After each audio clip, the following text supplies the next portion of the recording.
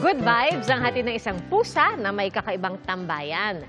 At animoy nagkarera naman ang dalawang pusa sa isang paaralan dahil sa cat food. Ang mga usapang pets, tinutukan ni Jonathan Andal. Siwan! Sito! Kam! Takbo!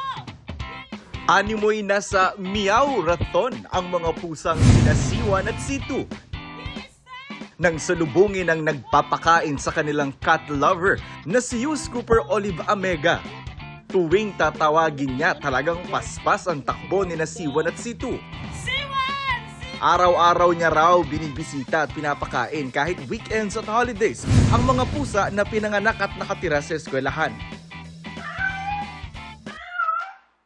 Ang puspin na si Ginger Boy parang nag-cosplay as si Nando Ming Rice. Rice cooker at mangkok kasi ang hilig niyang higaan na kahit saan pa nakapatong, doon talaga siya hihilata. Pinusuan ng netizens ang poging si Ginger Boy pero may tanong ang ilan. May nagsabi na ka-lowered ka daw. Kwento ng kanyang fur mom, kuting pa lang si Ginger Boy, maikli na talaga ang mga paa niya.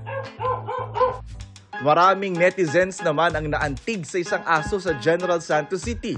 Behave lang kasi siya sa paghingi ng pagkain sa mga customer ng isang karinderya. Para mapansin kasi itinataas niya ang dalawa niyang paa na para bang nagsusumamo. Sinabayan pa yan ng kanyang tila puppy eyes.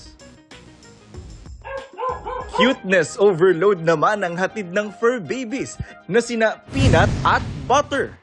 Kahit anong okasyon kasi game ang Golden Retriever at Labrador Retriever duo na magsuot ng mga costume. At sabay sa pag-pit senyor nitong Sinulog Festival, naging instant pet attraction ang dalawa sa mga Cebuano at turista. Ayon sa kanilang fur parents, bukod sa pagbibigay saya, gusto rin nilang hikayatin ang mga kapwa fur parent na maging responsableng pet owner. Para sa GMA Integrated News, Jonathan Andal, nakatutok, 24 oras.